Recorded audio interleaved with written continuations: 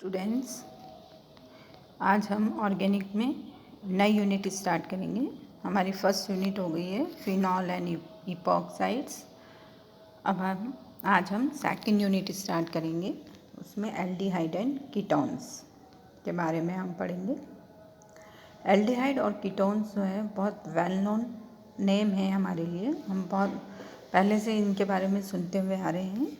इनमें कौन सा फंक्शनल ग्रुप होता है एल्डिहाइड और कीटोन में? C double bond O group. इसमें एज ए फंक्शनल ग्रुप होता है। इसे हम कार्बोनिल और ऑक्सो ग्रुप भी कहते हैं।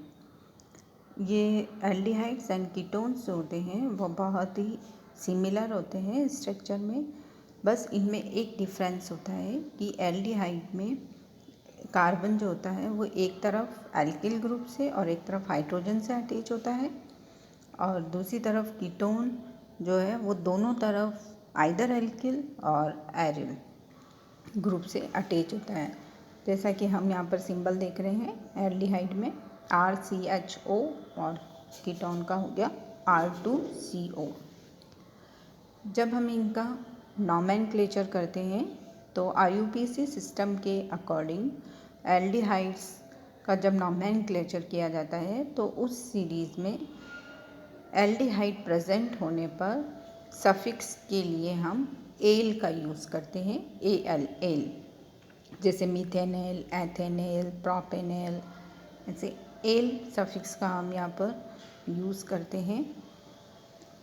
और अगर कीटोन्स का हम IUPAC के अकॉर्डिंग नेम लेते हैं तो उसमें एज ए सफिक्स ऑन का यूज़ करते हैं। जैसे कि प्रोपेनॉन, ब्यूटेनॉन, जितने भी नंबर ऑफ कार्बन्स हैं उनके आगे हम ऑन सफिक्स को लगा देते हैं। तो इस तरह से हम इनका नॉमेनक्लेचर करते हैं।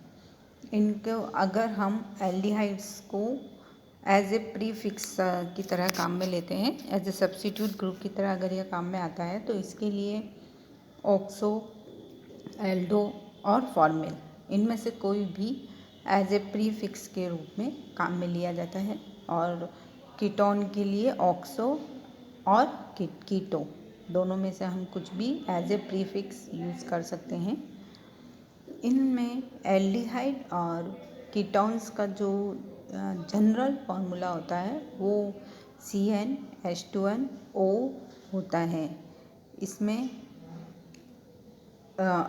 3 तरह की आइसोमेरिज्म हो सकती है: चेन आइसोमर्स, पोजीशन आइसोमर्स और फंक्शनल ग्रुप आइसोमर्स। तीनों तरह की आइसोमेरिज्म शो करता है। और ये जो है कीटोन्स, एल्डिहाइड्स, इपॉक्साइड्स, एल्किनोल, ये आपस में फंक्शनल आइसोमर्स की तरह बिहेव करते हैं। अब हम एल्डिहाइड्स लेते हैं, एरोमेटिक एल्डिहाइड्स। एरोमेटिक एल्डिहाइड्स की मेथड ऑफ प्रिपरेशन, इन्हें कैसे बनाया जाता है, ये हम इसके डिफरेंट मेथड्स देखते हैं। सबसे फर्स्ट हमारा मेथड है बेंजल क्लोराइड से। बेंजल क्लोराइड का हाइड्रोलाइसिस कराया जाता है।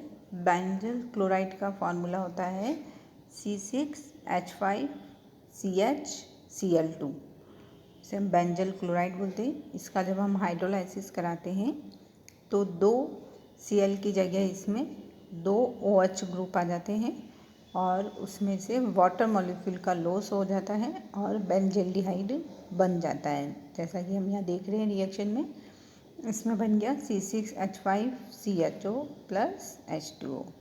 ठीक है, इसकी सेकंड रिएक्शन हम देखते हैं मेथड ऑफ प्रिपरेशन में। टोलुइन की रिएक्शन हम कराते हैं क्रोमिक ऑक्साइड और एसिटिक एनहाइड्राइड के साथ। क्रोमिक ऑक्साइड की प्रेजेंस में एसिटिक एनहाइड्राइड के साथ इसकी रिएक्शन कराते हैं। इसमें जो क्रोमिक ऑक्साइड है वो ऑक्सीडेशन का काम करता है और टोलुइन के CH3 ग्रुप को ऑक्सीडाइज कर देता है और उसमें एसिटेट ग्रुप जुड़ जाता है। फिर इसका हम फर्दर हाइड्रोलाइसिस कराते हैं तो इसमें एसिटिक एसिड बाहर निकल जाता है और बेंजल्डिहाइड बन जाता है। तो टोलुइन के ऑक्सीडेशन से, क्रोमिक ऑक्साइड की प्रेजेंस में ऑक्सीडेशन से बेंजल्डिहाइड बन जाता है। नेक्स्ट इसकी रिएक्शन लेते हैं हम अगेन टोलुइन से। टोलुइन की रिएक्शन MnO2 और 60% सल्फ्यूरिक एसिड के साथ कराते हैं 30 डिग्री पर, तो टोलुइन ऑक्सीडाइज होकर बेंजल्डिहाइड बना लेता है। नेक्स्ट रिएक्शन हम देखते हैं इटार्ड रिएक्शन। ये नेम रिएक्शन है इटार्ड रिएक्शन। इसमें टोलुइन की रिएक्शन हम कराते हैं क्रोमिल क्लोराइड के साथ। क्रोमिल क्लोराइड के साथ कराते हैं 30 से 40 डिग्री सेंटीग्रेड टेम्परेचर पर, और CCl4 एज ए सॉल्वेंट की तरह हम इसमें काम में लेते हैं। इसकी प्रेजेंस में अब हम इसका ऑक्सीडेशन कराते हैं, तो इसमें एक इंटरमीडिएट कंपाउंड बनता है C6H5CH ब्रैकेट में OCr Cl2OH का होल राइज। ये जो इंटरमीडिएट कंपाउंड बनता है ये बहुत ही एक्सप्लोसिव इंटरमीडिएट होता है और ये इनसॉल्युबल होता है।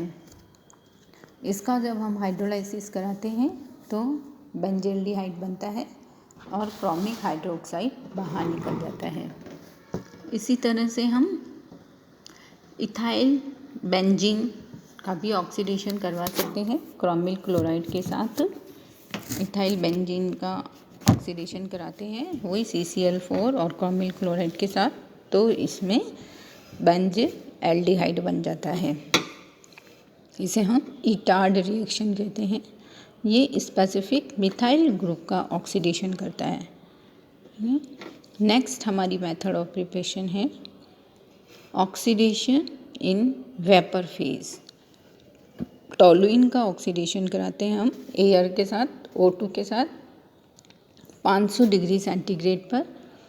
MnO2 या ZrO2 कैटेलिस्ट की प्रेजेंस में इसका हम ऑक्सीडेशन कराते हैं, तो इसमें बेंजल्डिहाइड बन जाता है और वाटर मॉलिक्यूल बाहर निकल जाता है। नेक्स्ट इसकी रिएक्शन हम ग्रीनार रिएजेंट से कराते हैं। ग्रीनार रिएजेंट यहाँ पर हम एरिल ग्रीनार रिएजेंट लेते हैं क्योंकि हमें एरोमेटिक एल्डिहाइड बनाना है। अगर हमें एलिफेटिक एल्डिहाइड बनाना होता है तो हम यहाँ पर RMgX काम में लेते हैं। यहाँ पर हम C6H5MgBr की रिएक्शन कराते हैं एस्टर, फॉर्मिक एस्टर के साथ इसकी रिएक्शन कराते हैं, तो ग्रीनार रिएजेंट एस्टर के साथ जाकर जुड़कर योगात्मक कंपाउंड बनाएगा पहले, जैसा हम यहाँ पर देख रहे हैं। यहाँ पर MgBr O पर जाकर जुड़ गया। फिर हम इस कंपाउंड का हाइड्रोलाइसिस कराते हैं, तो MgBr की जगह अल्कोहल ग्रुप बन जाता है, और फिर जब हम इसको हीट करते हैं तो इसमें से C2H5OH अल्कोहल बाहर निकल जाता है और बेंजल्डिहाइड बन जाता है। इसकी नेक्स्ट रिएक्शन हम देखते हैं from calcium salt. Calcium salt के साथ लेते हैं। इसमें हम कैल्शियम बेंजोएट और कैल्शियम फॉर्मेट के आपस में रिएक्शन कराते हैं।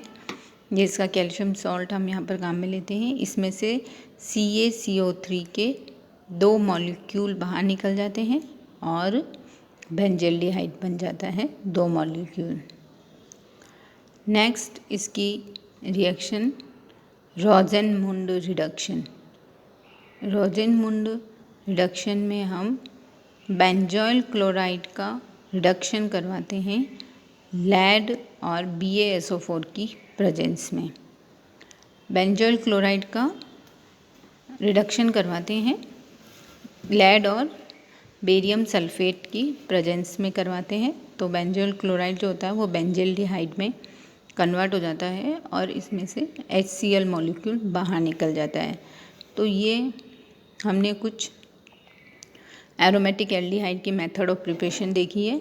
इसकी और मेथड ऑफ प्रिपरेशन हम नेक्स्ट टर्न पर देखेंगे।